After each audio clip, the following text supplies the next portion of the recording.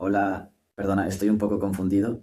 Estoy muy feliz de verte en el canal y tú suscríbete, dale like y no olvides escribir comentario, que disfrutes del video. La sala ríe. Te sientas ahí, invisible de nuevo.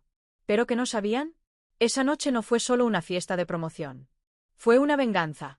Fría, calculada y pública. Hola, soy Claire. Y si crees que el éxito es la mejor venganza, espera a saber cómo usé la mía. Esta no es solo una historia sobre la traición familiar, sino sobre recuperar el poder cuando menos lo esperan. ¿Alguna vez has tenido esa sensación, como si estuvieras observando tu propia vida desde la barrera, esperando a que alguien finalmente te llevara al centro, solo para darte cuenta de que nadie lo planeó? Así fue crecer para mí. No fue una gran traición dramática, al principio. Fueron 1000 pequeños desaires, 1000 indirectas sutiles, 1000 maneras de que me dijeran sin palabras que no importaba tanto como mi hermano. Jason. El niño mimado. El favorito.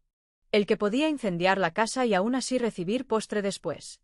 Recuerdo tener unos 9 años y llegar a casa con un boletín de calificaciones perfecto, sobresalientes en todos los aspectos, sin una sola nota por debajo de excelente. Iba radiante, agarrando ese periódico como si fuera oro, como si por fin significara que me mirarían de otra manera. Mi padre apenas levantó la vista del periódico. «¿Es lo esperado?», murmuró. Sin sonrisa. Sin abrazo. Sin orgullo. Mientras tanto, Jason, quien, fíjense, acababa de suspender un examen de matemáticas esa misma semana, recibió una cena familiar a todo lujo por haber logrado mejorar su actitud en la clase de gimnasia. Mi madre le preparó su lasaña favorita y le dijo lo orgullosa que estaba de su crecimiento emocional. Crecimiento emocional. 3 días antes le había lanzado un balón prisionero a la cara a un niño. Nunca cambió, la verdad. Todas las conversaciones en casa, de alguna manera, volvían a Jason. Su nueva pasantía, su nueva novia, sus últimas grandes ideas, que, por cierto, eran en su mayoría tonterías recicladas que había aprendido de vídeos motivacionales de YouTube. Hablaba como si lo supiera todo, con una confianza vacía que todos se tragaban.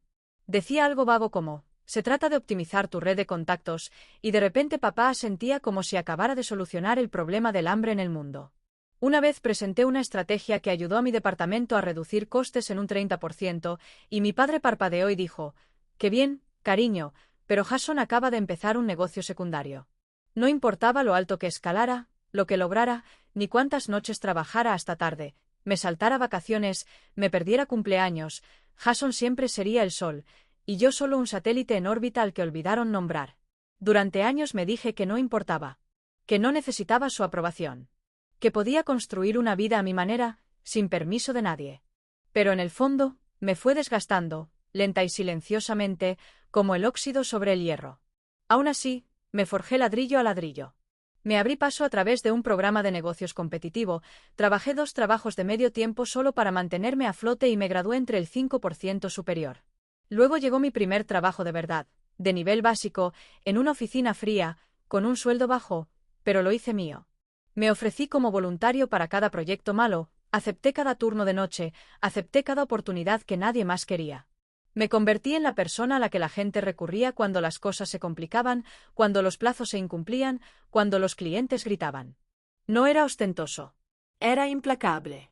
Y poco a poco, la gente empezó a notarlo. Excepto mi familia. Por mucho que ascendiera, siempre me superaban. Cuando compré mi propio piso a los 29 años, la primera pregunta de mi madre fue, ¿es un barrio seguro? Cuando me ascendieron a gerente regional, mi padre se rió entre dientes y preguntó, ¿eso significa que por fin tienes gente a tu cargo o que sigues contestando el teléfono? Juro que pensó que era una broma. Quizás sí. Pero la gracia siempre era yo. Entonces llegó la oferta. La verdadera. La que me hizo detenerme y mirar mi correo electrónico durante 10 minutos seguidos, releyendo el asunto solo para asegurarme de que no fuera una broma. La empresa se expandía, rápidamente, y querían que dirigiera una división completamente nueva. Autonomía total. Control ejecutivo total. No era solo un ascenso, era un trono.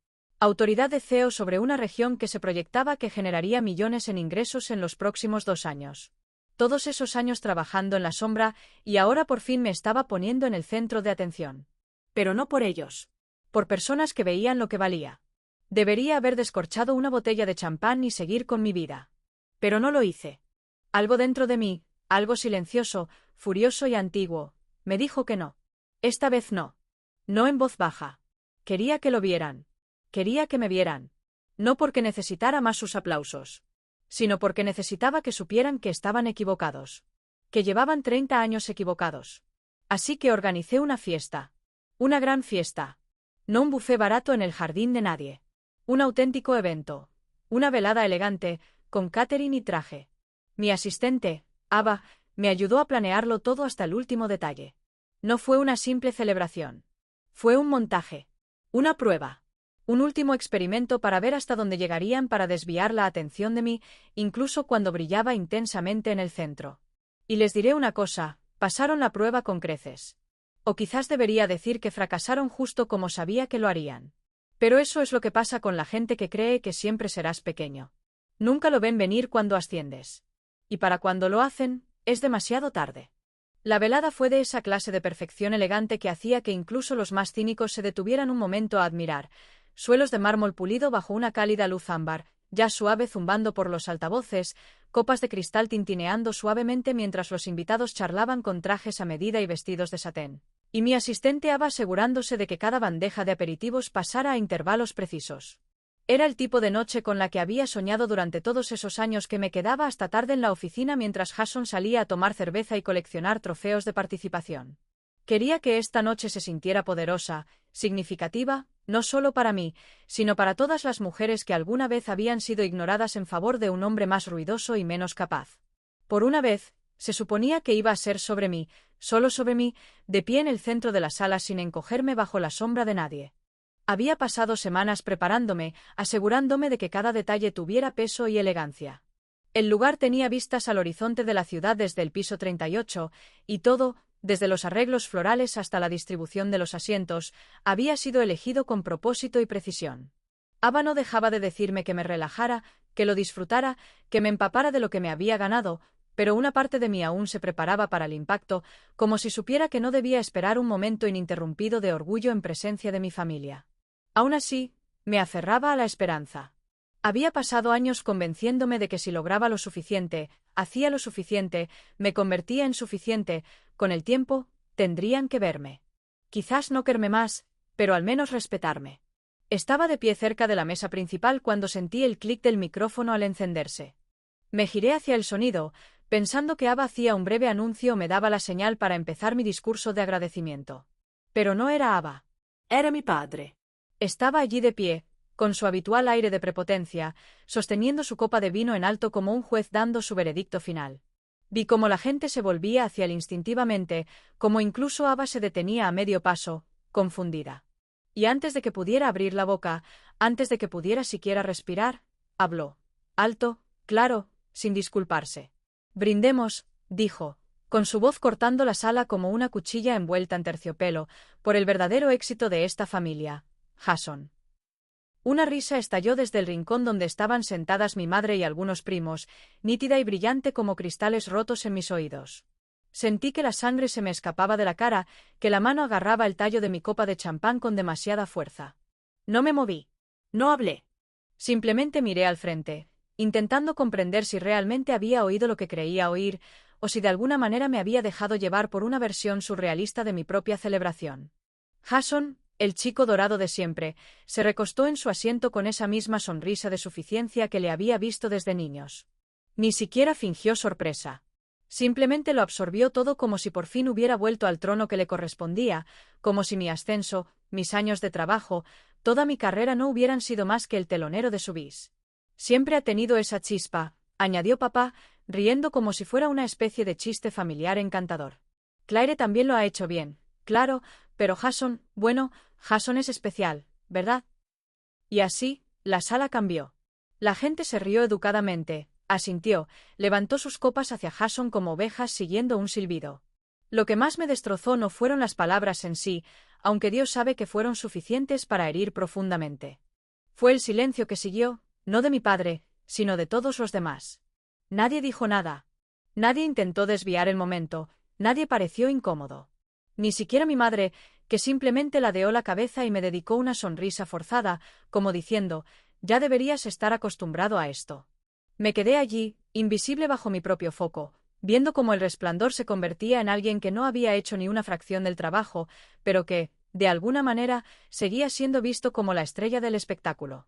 Y me gustaría poder decirte que dije algo mordaz en ese momento, que respondí con un toque de micrófono, o que me levanté y volteé la mesa, o que me fui con la cabeza bien alta. Pero no lo hice. Me quedé ahí, clavada en el suelo, sonriendo educadamente como si fuera la maldita anfitriona de la fiesta de alguien más. Choqué las copas cuando me felicitaban, acepté los cumplidos vanos con un gesto de la cabeza y me tragué el sabor amargo en la garganta con cada sorbo de champán. No porque fuera débil. No porque no me importara. Sino porque estaba planeando. Porque estaba escuchando. Porque estaba observando cada cara en esa sala y guardando cada sonrisa, cada mirada, cada comentario despectivo como munición en un cajón cerrado. Para cuando llegó el postre, mi cuerpo seguía allí, sereno, refinado, sereno, pero mi mente estaba en otro lugar. En un lugar frío, afilado y calculador. Esa tostada no solo me había lastimado, sino que había roto algo muy profundo en mi interior, algo viejo y cansado que llevaba años cociéndose a fuego lento. Y una vez que se rompió, algo más empezó a fluir a través de mí, algo peligroso. Algo imparable. Creyeron que me habían robado el momento. Creyeron que habían vuelto a apagar mi luz. Pero lo que no sabían era que el foco que se habían apropiado ya estaba conectado a una mecha, y yo era quien sostenía la cerilla. La risa aún flotaba débilmente en el aire como un perfume rancio que nadie quería admitir que persistía, mientras la gente volvía a sus asientos, bebiendo champán y fingiendo que todo había ido sobre ruedas, como si el discurso de mi padre no hubiera convertido la velada en un santuario a la mediocridad de mi hermano. Vi a algunos invitados mirándome con torpeza, probablemente preguntándose si al final brindaría o si simplemente sonreiría a pesar de mi humillación como una hija bien educada que sabe cuál es su lugar. Mis dedos se crisparon alrededor del tallo de mi copa, el hielo en mis venas contrastaba directamente con las cálidas sonrisas y los tintineos que resonaban por todas partes. Pero entonces, como el sonido de una llave girando en una cerradura, las puertas dobles del local se abrieron y entró Ava. No estaba nerviosa ni se disculpaba por llegar tarde, ni se encogía como suelen hacer las asistentes en salas llenas de ejecutivos ciegos. No, caminaba con tacones altos y una intención más aguda, con paso mesurado, su expresión indescifrable salvo por un leve destello en sus ojos, algo entre satisfacción y anticipación. En su mano llevaba una carpeta de cuero negro, gruesa y limpia, con un cierre dorado que brillaba bajo las luces de la lámpara. Cada paso que daba parecía coreografiado, no apresurado ni aleatorio, sino deliberado, como si hubiera estado esperando precisamente este momento y no fuera a desperdiciar ni un segundo. Cuando llegó a mi lado, no susurró. No se inclinó discretamente ni se movió torpemente como si entregara un papeleo menor. Colocó la carpeta con cuidado sobre la mesa a mi lado, me miró a los ojos sin dudar y dijo, lo suficientemente alto como para que toda la sala lo oyera, «Felicidades, director general». Esa frase cayó en la atmósfera como una piedra en agua quieta, brusca, repentina, irreversible. Todas las conversaciones murieron a mitad de frase. Todos los tenedores se congelaron a medio camino de cada boca. Todas las sonrisas se derritieron de los rostros como cera bajo la llama. La copa de vino de mi madre se inclinó ligeramente entre sus dedos, e incluso Jason se irguió en su asiento. Su postura segura flaqueó repentinamente al ver la confusión florecer en su rostro. No hablé de inmediato. Dejé que el silencio respirara. Los dejé reposar en esa quietud desconocida, esa en la que te das cuenta de que algo enorme acaba de moverse bajo tus pies, pero aún no sabes en qué dirección se agrietará el suelo. Lenta y deliberadamente, abrí la carpeta, levantando la tapa para revelar su contenido, página tras página de documentos finalizados, firmados y sellados, la culminación de meses de reuniones entre bastidores, sesiones de estrategia y negociaciones en la sala de juntas. Y allí estaba, mi nombre, impreso en negrita, bajo el título de director ejecutivo, seguido del nombre de nuestra recién inaugurada sucursal regional, un proyecto potente que la compañía había estado construyendo en secreto mientras la competencia permanecía ajena. Pero la verdadera bomba ni siquiera se había dicho en voz alta, y sentía su peso en la lengua. No se trataba de un simple ascenso. No era un ascenso en la jerarquía corporativa ni un título simbólico para sentirme incluido. Era una maniobra de poder. Un cambio de estructura calculado que me daba el control del centro operativo de la región, que incluía, sin que la mayoría de la sala lo supiera, los sistemas de externalización y gestión que utilizaba la empresa de Jason. Toda su operación, aquella de la que mi familia alardeaba constantemente, pronto pasaría a estar bajo mi jurisdicción. Los contratos ya estaban redactados. La transición ya estaba programada. Solo faltaba la formalidad del anuncio público, y yo acababa de encender la primera mecha. Jason se rió nerviosamente, con esa risa que uno se fuerza cuando no está seguro de si la broma es suya o si sigue enganchado. Un momento, director ejecutivo, dijo, volviéndose hacia nuestro padre y luego hacia mí. ¿Cómo, un director ejecutivo de verdad? No gerente regional, ni director ejecutivo, sino un director ejecutivo de verdad. Lo miré a los ojos, firme y sin pestañear, y asentí. Sí, Jason, dije con voz tranquila y serena. Un director ejecutivo de verdad. De esos a los que le enviarás informes trimestrales a finales de este año fiscal. La expresión de su rostro no cambió de golpe, se quebró lentamente, pieza a pieza, como ver una máscara agrietarse por el calor. Abrió la boca para volver a hablar, pero no salió nada. Mi padre, que minutos antes había estado disfrutando de su propio chiste barato, permanecía rígido, con la tez visiblemente pálida y la mandíbula tan apretada que casi podía oírle rechinar los dientes. Mi madre, todavía con el vaso en la mano, parpadeó por fin y murmuró algo ininteligible, pero ni siquiera su habitual gracia pudo disimular que el foco de atención se había vuelto, irrevocablemente, hacia mí. Y no me regodeé. No sonreí con suficiencia. No di un discurso ni me regodeé en su silencio atónito. Simplemente cerré la carpeta, me puse de pie y levanté mi copa, no en un brindis, ni con rencor, sino en un silencioso reconocimiento de cada maldito paso que había dado para llegar hasta aquí. Los dejé con su incomodidad. Los dejé saborear el amargo sabor de su propio desdén. Los dejé ahogarse en la arrogancia con la que me habían alimentado durante 3 décadas.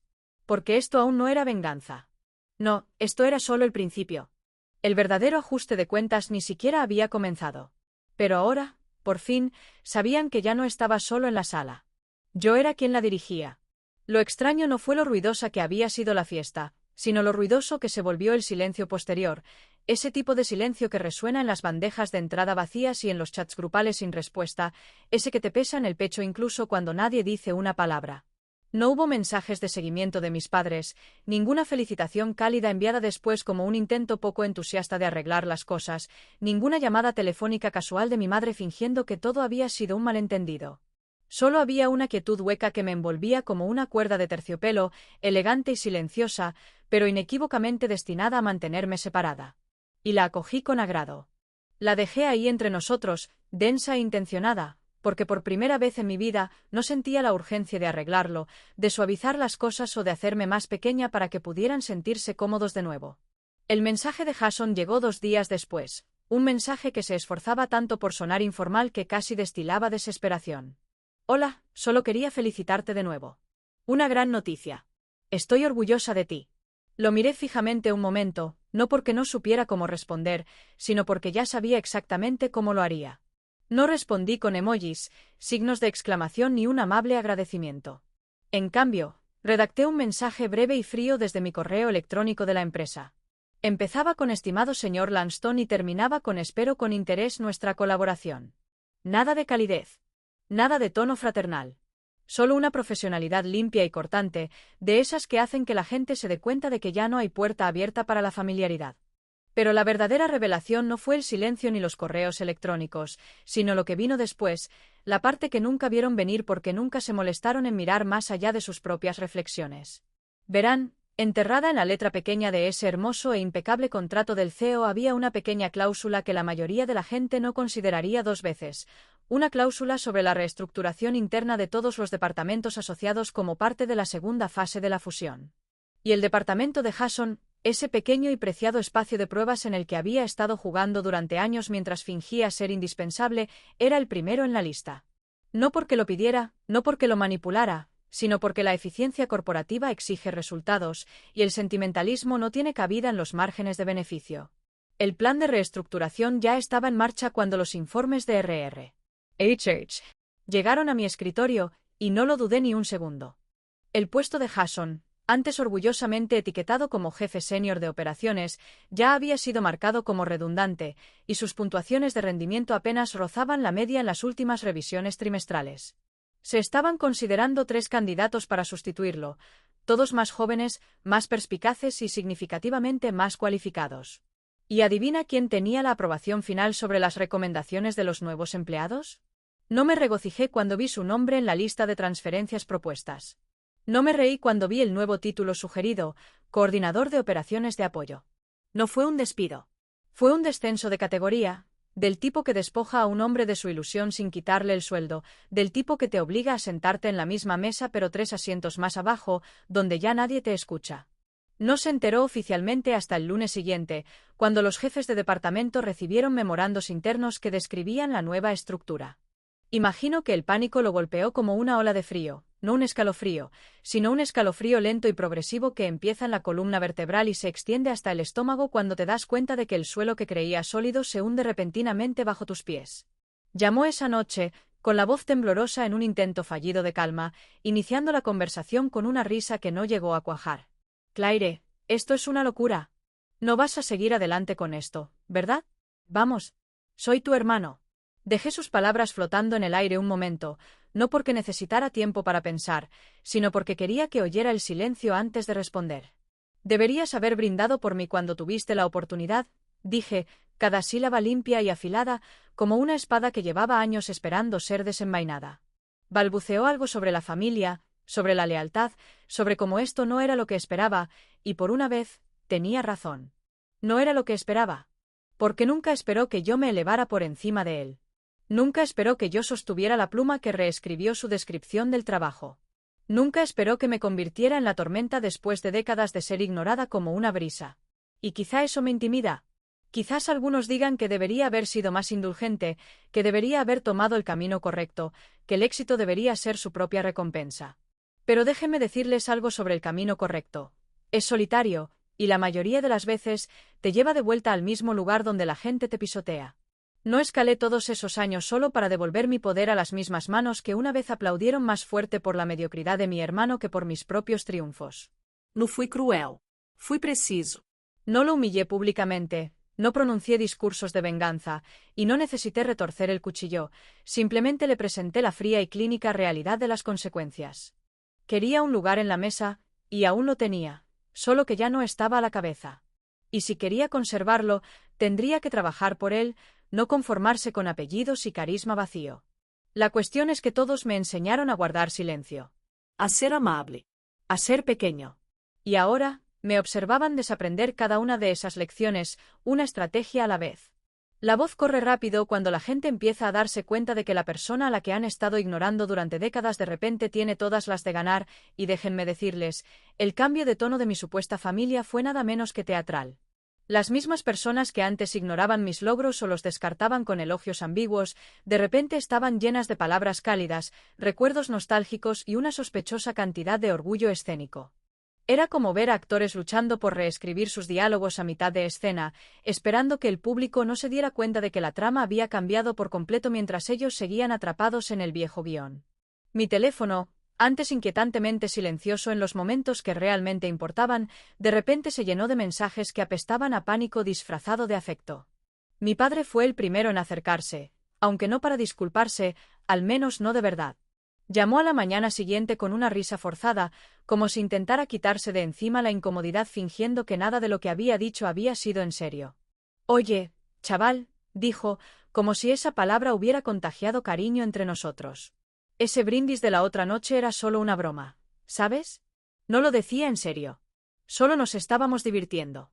Dejé sus palabras flotando en el aire, no por confusión, sino porque quería que oyera el silencio que nunca antes me había permitido llenar. No grité. No discutí. No intenté que lo entendiera. Simplemente dije, con el tono más tranquilo que pude, qué curioso que solo llames cuando te das cuenta de que ahora tengo el poder. No supo qué responder. Colgó. Así sin más. Sin despedidas. Sin negaciones. Solo una línea muerta y un silencio más fuerte que antes. Unos días después, mi madre apareció en mi oficina sin previo aviso, entrando como si tuviera todo el derecho a estar allí, como si no se hubiera sentado en silencio a su lado en esa fiesta, riéndose mientras mi dignidad era relegada a un segundo plano por otro vídeo destacado de Jason. Ni siquiera se sentó de inmediato. Simplemente se quedó de pie frente a mi escritorio, agarrando su bolso como si pudiera protegerla de las consecuencias de años que había pasado eligiendo el ego de un hijo sobre el espíritu del otro. Claire, comenzó, su voz suave pero afilada en ese estilo pasivo-agresivo que las madres dominan cuando quieren culparte sin decirlo directamente, creo que has dejado claro tu punto. Levanté una ceja, pero no dije nada. Pero es tu hermano, continuó, dándole más peso a la palabra como si la biología se supusiera que borrara la historia. Las familias no se hacen esto. Me recosté lentamente en la silla, dejando que sus palabras flotaran en el espacio entre nosotras como el humo de un incendio que fingía no haber provocado.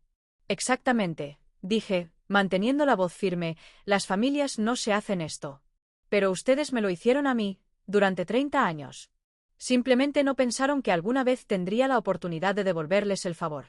Sus labios se separaron ligeramente, pero no dijo nada. ¿Qué podía decir? ¿Que no lo había sabido? ¿Que no fue intencional? ¿Que de alguna manera todos esos años de elegir el silencio en lugar del apoyo fueron solo accidentes desafortunados? No la dejé fingir inocencia. No esta vez. Y aquí está la parte que realmente atrapa a la gente, la parte que los hace susurrar a puerta cerrada y llamarme frío cuando creen que no los escucho. No despide, Jason. No lo eché ni lo avergoncé públicamente ni derribé el poco orgullo que le quedaba frente a una sala de juntas llena de testigos. No, lo obligué a quedarse. Lo obligué a entrar a la oficina cada mañana sabiendo que la hermana de la que solía burlarse ahora aprobaba todas y cada una de sus propuestas de proyecto. Lo obligué a asistir a reuniones donde yo era la única que lideraba la estrategia, donde la gente estaba pendiente de cada palabra mía mientras sus ideas eran educadamente pasadas por alto o redirigidas. Lo obligué a existir bajo el peso de mi presencia, no porque necesitara que sufriera, sino porque quería que viera, realmente viera, lo que significaba ser subestimado por alguien que se negaba a quedarse pequeño. Hay algo más cortante que el castigo, más duradero que la venganza, y es el recordatorio silencioso y constante de que no supiste reconocer la grandeza cuando la tenías justo delante. Cada vez que pasa por la puerta de mi oficina, cada vez que oye mi nombre pronunciado con autoridad, cada vez que tiene que dirigirse a mí en tono profesional, se desvanece la ilusión que se construyó durante todos esos años, aquella en la que él era la estrella y yo solo ruido de fondo. Algunos creen que la venganza se trata de destrucción, de quemar puentes y ver caer a otros, pero he aprendido algo mucho más poderoso. La verdadera venganza no es ruidosa. No es ostentosa. Es presencia, silenciosa, innegable e inamovible. Estar allí, en el lugar que dijeron que nunca alcanzarías, haciendo precisamente lo que dijeron que no eras capaz de hacer, convirtiéndote exactamente en la persona que pasaron años convenciéndote de que nunca podrías ser. Esa es la clase de venganza que deja cicatrices mucho después de que las llamas se extingan. Y no lo hice por despecho. Lo hice para reclamar lo que siempre fue mío, pero que estaba enterrado bajo años de su ruido. No necesitaba gritar para que me oyeran. Solo tenía que elevarme lo suficiente para que ni siquiera su silencio pudiera ahogarme más.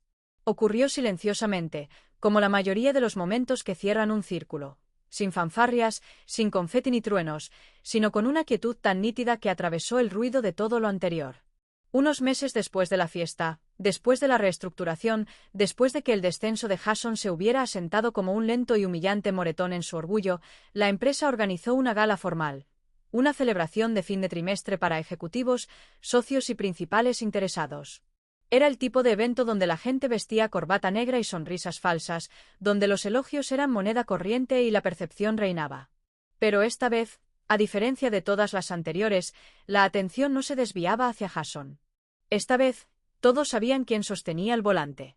Entré en esa sala con un vestido de satén negro que me sentaba como una segunda piel. Mi presencia llamaba la atención no por el vestido, sino por la autoridad que me acompañaba. Ya no tenía que esforzarme para ser vista. No tenía que pelearme por un espacio en la mesa ni abrirme paso a codazos en las conversaciones. Ahora yo era la conversación. La gente se ponía de pie cuando me acercaba. Sonreían de oreja a oreja, me elogiaban, intentaban integrarse en mi círculo, con la esperanza de seguir siendo relevantes. Es curioso lo rápido que la gente cambia de opinión cuando el poder cambia de manos, como la lealtad siempre parece ir a la zaga de la influencia, como un perro con correa. Jason también estaba allí, por supuesto, merodeando al fondo, ya no era el centro de atención, ya no era el titular. Llevaba un traje que no le sentaba del todo bien, de pie junto a gente que ahora apenas lo reconocía. Seguía intentando comportarse como si nada hubiera cambiado, como si no estuviera a la sombra de la misma persona con la que solía hablar en las cenas familiares. Pero se notaba, la tensión en su mandíbula, la rigidez en su postura, la forma en que sus ojos se desviaban hacia mí cuando creía que no lo miraba. Lo vi todo. Y no aparté la mirada. Al llegar la noche a su máximo apogeo, el maestro de ceremonias subió al escenario y comenzó a anunciar los hitos del año, destacando los éxitos de cada división y nombrando a los líderes con mejor desempeño. Mi nombre fue el último en ser mencionado, una decisión deliberada y estratégica, porque nada causa más impacto que un acto de cierre que deja atónitos a todos. Cuando di un paso al frente para aceptar mi reconocimiento, los aplausos no me parecieron huecos ni forzados como antes. Me los merecí. Fue como el sonido de cada noche sin dormir, de cada logro ignorado, de cada vez que me tragué el orgullo solo para mantener la concentración y que finalmente resonó a todo volumen. Me volví hacia el público, alcé mi copa y dejé que el momento se prolongara. Entonces hablé, con una voz firme, clara y lo suficientemente aguda como para cortar el aire. Quiero brindar, dije, recorriendo la sala con la mirada, haciendo una pausa de apenas media respiración cuando mis ojos se posaron en mi padre, sentado casi en el centro, con el rostro indescifrable. Por quienes dudaron de mí, continué, por quienes aplaudieron con más fuerza por otros mientras yo permanecía en la sombra, y por quienes me enseñaron exactamente lo que significa mantenerse solo, brindo por ustedes. Hubo un instante de silencio, el tiempo justo para que el significado se asimilara, antes de que la sala estallara de nuevo en aplausos, más fuertes que antes. Algunos vitoreaban, otros asentían solemnemente, mientras algunos intercambiaban miradas incómodas, intentando decidir si celebrar o retorcerse. Me daba igual. No les hablaba a todos. Les hablaba a los fantasmas de mi pasado, los que aún respiraban, los que aún estaban sentados entre la multitud, fingiendo no sentir la punzada de cada palabra. Después del brindis, no me quedé mucho tiempo. No hacía falta. Ya había dicho todo lo que tenía que decir. Al volver a mi asiento, pasé junto a Jason, quien ni siquiera intentó ocultar la mirada. Un destello de resentimiento, una sombra de culpa y algo más pesado que todo eso. Arrepentimiento. Más tarde esa noche, cuando el evento llegaba a su fin y la multitud comenzaba a dispersarse, mi padre se acercó solo. Parecía mayor, más pequeño de lo que recordaba, como si la fuerza lo hubiera mantenido en pie durante todos esos años y ahora que había desaparecido, la gravedad se había impuesto. Abrió la boca como si quisiera decir algo, quizás una disculpa, quizás una excusa, pero no le di la oportunidad. Simplemente lo miré larga y silenciosamente y me alejé sin decir palabra. Porque la verdad es que no necesitaba sus disculpas. No necesitaba ninguna de las suyas. Lo que necesitaba era demostrarme, a mí misma más que a nadie, que podía levantarme, incluso cuando todo en mi propia sangre intentaba frenarme. Que podía volverme innegable ante el silencio, la invisibilidad y el rechazo. Que podía reescribir la historia que intentaron escribir para mí desde el día en que nací. Así que, aquí está mi reflexión final, y quizá también sea una pregunta, porque no todo en la vida tiene un final feliz. ¿Qué habrías hecho si tu familia te ignoraba constantemente? Si cada logro fuera recibido con indiferencia, si cada habitación a la que entrabas ya estuviera programada para ignorarte. ¿Te levantarías en silencio? ¿O esperarías el momento oportuno y brindarías por última vez? Dígame usted.